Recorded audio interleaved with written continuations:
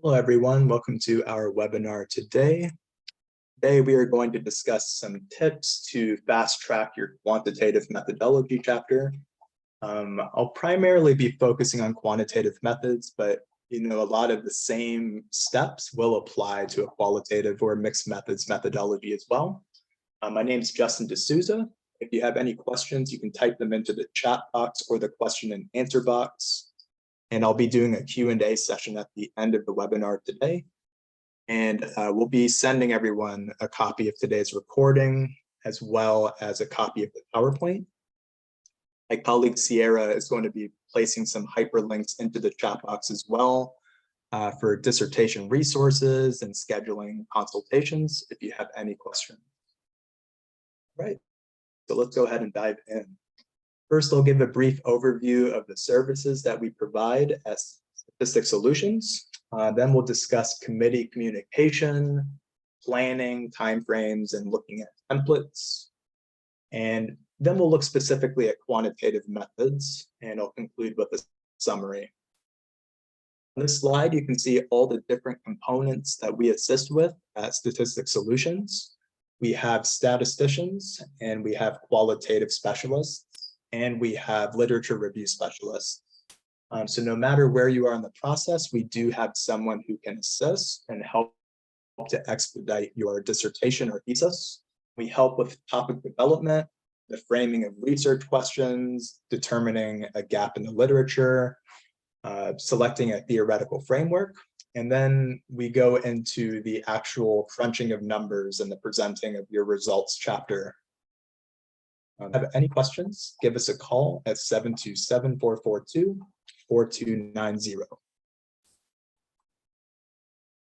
Step is planning, and if you're at the very beginning of your dissertation, you have to identify your ultimate goals for this paper. Are you trying to make a significant breakthrough in your field, or is the goal to just get through the process as quickly and efficiently as possible? I strongly caution and recommend my clients to pick the latter approach. You want to try and get through this process as quickly as possible. Not to be cynical or pessimistic, but many universities don't care how long it takes. They are trying to make money, right? They want to keep you in the program as long as possible. So I recommend saving all the meaningful work to impact your field or your topic, save that for a journal publication after your dissertation. Try to pick a topic that is efficient, that is relatively new, but you don't need advanced analyses to conduct, and that you're not creating new survey instruments. Try to use previously validated tools and pick just a couple research questions, 2 or 3 research questions. This can help to expedite the whole process. So first, you want to establish a time frame in which you want to complete each section of the paper. Understand how your school functions in terms of committee reviews. Does the school want to work on one chapter at a time, or do you need to write an entire proposal first? Every school is different. Sometimes some schools like to look at the methodology first. I've seen some schools work backwards where they want the method set in stone. Then you go into the introduction and literature review and you fill in the gaps. I think that's a good approach because you want to narrow down your research questions as soon as possible. You want to have a sound methodology, and then you can fill in the other components of the dissertation. Okay, so I would recommend following your school's template and checklists. Most schools have a template or a rubric that you need to follow. Previously approved papers at your school so you can understand what is expected. So email your chair or your methodologist for another paper that they have been a committee on and see how that paper is formatted and the presentation of the information, and try to mirror that same presentation. Many universities also require committee approval, but then the paper goes to a more formal review, which would be the URR or the AQR. So I would recommend communicating with that specialist as soon as possible. try to establish a relationship, URR or the AQR, as that's really one of the more challenging steps. They really look at the paper with a fine-tooth comb, and that's where the paper can be held up for approval. So I would also recommend seeing if you can get a previous paper that the URR, the AQR has reviewed. That's even better than having the committee approval or the committee paper for a paper that the URR has been a committee member on, and that's going to help expedite the process. Then for meetings with your committee, especially since the COVID-19 pandemic, most students are doing this remotely, and you're probably already familiar with Zoom or Google Meet, but I highly recommend using these softwares for meetings with your committee. That way you can share your screen, just like we're doing right now for the webinar, but you can look at your paper at the same time as your committee, and you can review feedback together. And you can record those meetings, so you don't feel like you have to take notes and jot down every single thing that they're saying, all the feedback. You can rewind, pause, you can slow down the recording, and really fine tune the paper. Then diving into some methodology specifics. If you're at the beginning of the process, I say aim for at least 3 variables of interest, which will allow you to create at least 2 research questions. I've seen some papers that only have 1 research question, but most of the time the committee is going to say, no, you need to add a little bit more. So I think 2 research questions is the sweet spot. Sometimes it's 3, but this allows you to then test for relationships or test for differences between variables of interest. So these are some sample research questions in a quantitative format. Is there a significant relationship between X and Y? Then we have some examples here. If we're looking at the relationship between self-efficacy and job satisfaction, or if you introduce a 3rd variable, self-efficacy, emotional intelligence, and job satisfaction, having the word significant is quite important for a quantitative study, because you need to prove your findings are depicting a relationship with a level of significance. Then research question 2, a different phrasing. Are there significant differences in Y between the groups of X? And so this is usually a causal comparative design, or maybe an experimental design. Or maybe you're doing a pre and post. Are there significant differences in efficacy before and after an intervention? You're matching participants and you're doing a pre and post. You can view our previous webinars on constructing research questions that kind of go in depth based on the design that you were selecting.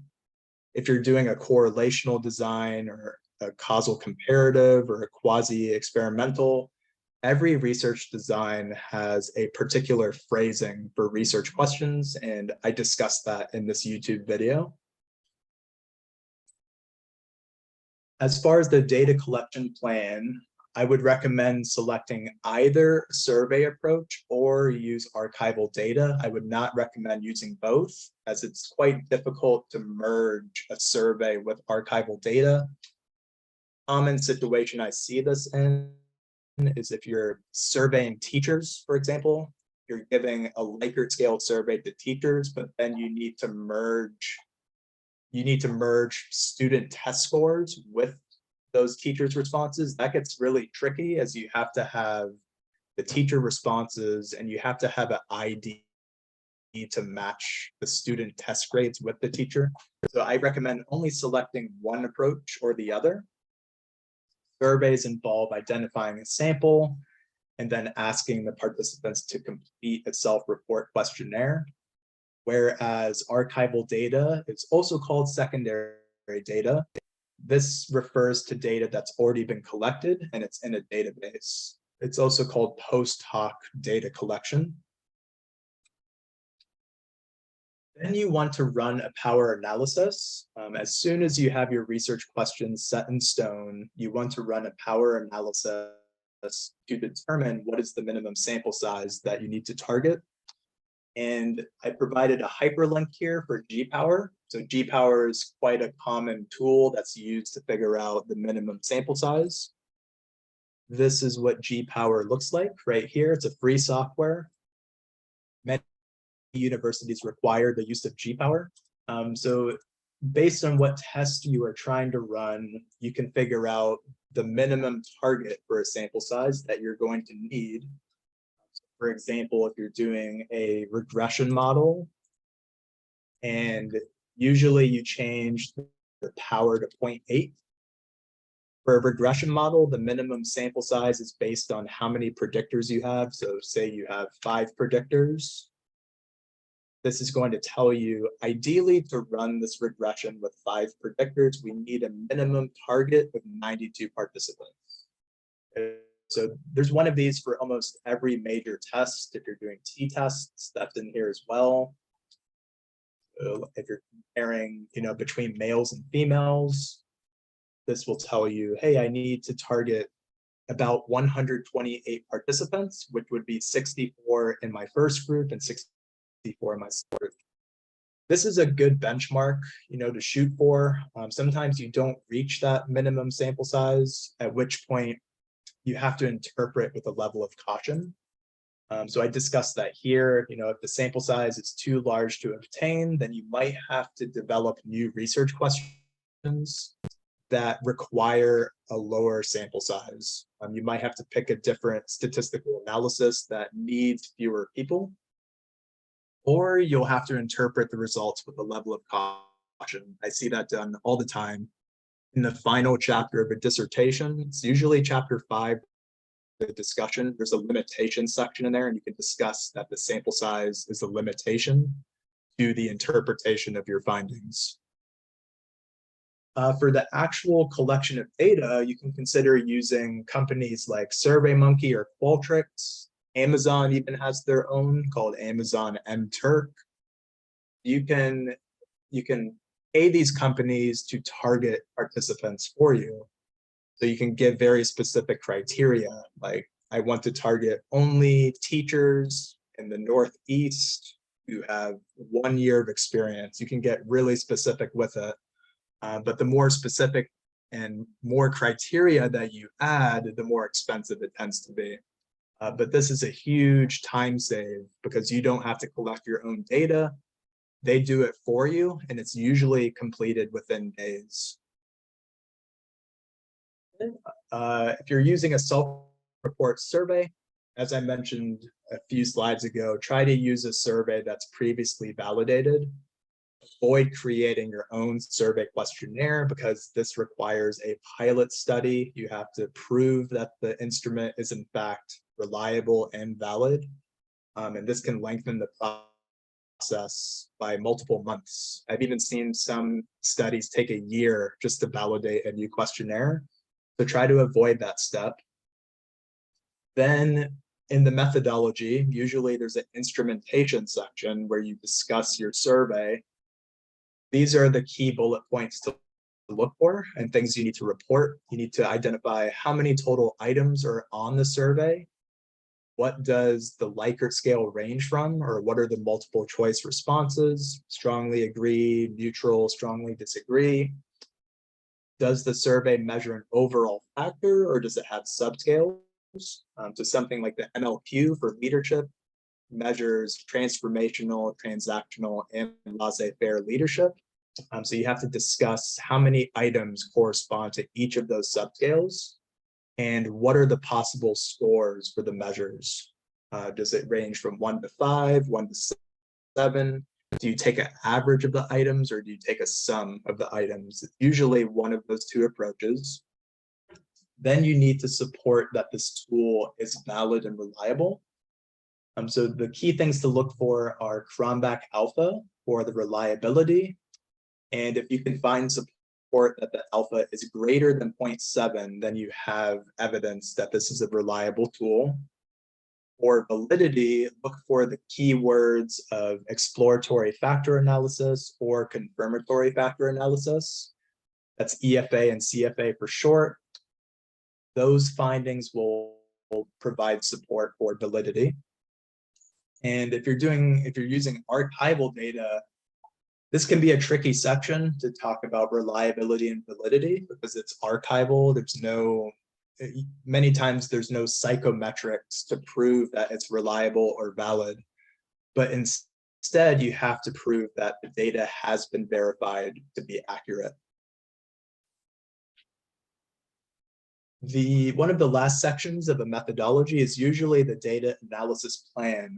This is where you go research question by research question, discussing how you're going to statistically analyze your topic. Okay, so first you want to pick software that you're going to use.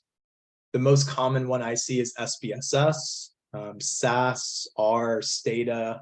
We have our own software here, Intellectus Statistics, which you can see some demonstrations on it if you click this link, but it's much more cost efficient. It's going to present an APA write-up and interpretation for your findings, and the findings will align with every other software. So I highly recommend checking that out.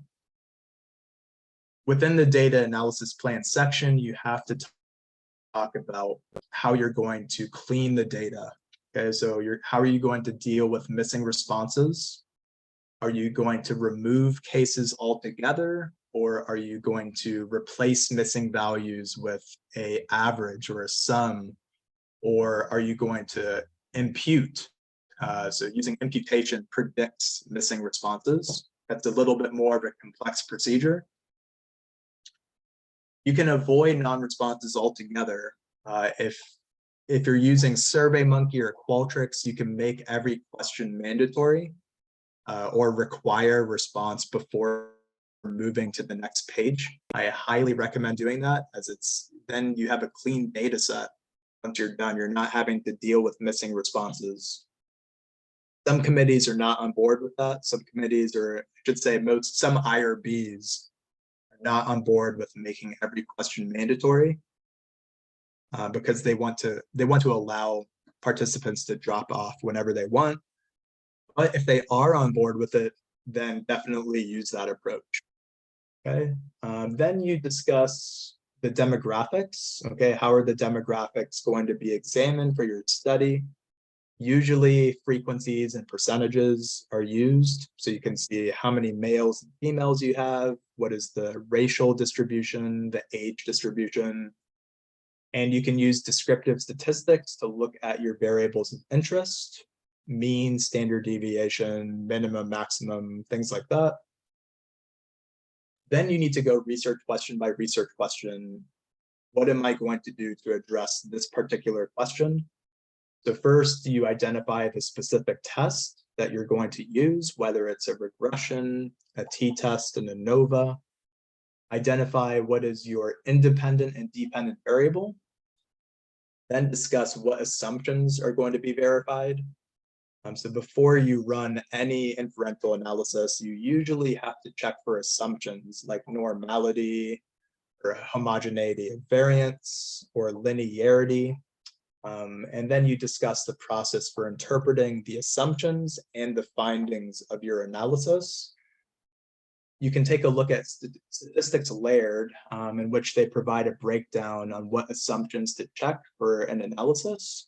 I can show you an example here. So say you're doing a linear regression. It's layered in the search box with linear regression, and that's pretty much it. Then you can take a look here, and they go through each assumption that you need to check. Sometimes they go a little bit overboard. I don't think, like for linear regression, there are 7 assumptions that they list. I would probably really check 3 to 4 of these. So it really depends on what textbook you follow or what reference, but just be consistent. So they go assumption by assumption, what needs to be supported, what does a scatter plot need to look like to support this assumption. And this website also gives instructions in SPSS on how to perform the analyses. Okay, so in summary, I would say maintain consistent communication with your committee, develop timeframes with them. I would say try to be in touch with them at least 2 to 3 times a week, figuring out when you need to submit something, how many other students are they a committee chair for or a methodologist for. Try to work around their schedule. Then follow your school's template, the guidelines or a checklist or a rubric. Every school should have one so you can see what is required in each section of the paper. And as far as the research questions, try to develop at least 2 research questions with at least 3 variables of interest. Select either a survey approach or use archival data. Then once your research questions are set in stone, run a power analysis to figure out the minimum sample size target. You can consider using SurveyMonkey or Qualtrics to target your particular population. And if you're using a self-report survey, in the instrumentation section of your paper, you need to look for the variables of interest, the scoring instructions for those tools, and provide some reliability and validity information. And then have a plan for analysis once you've developed your research.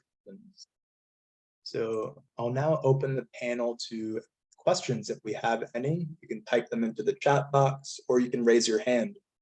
Just let me know. And you can give us a call if you have any questions about the services we offer.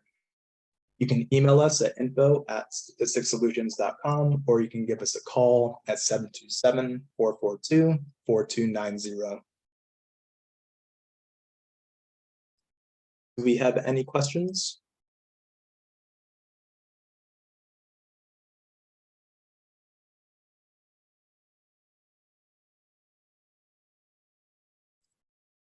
It's not a huge panel today, so don't feel shy. If you have any questions, you can raise your hand.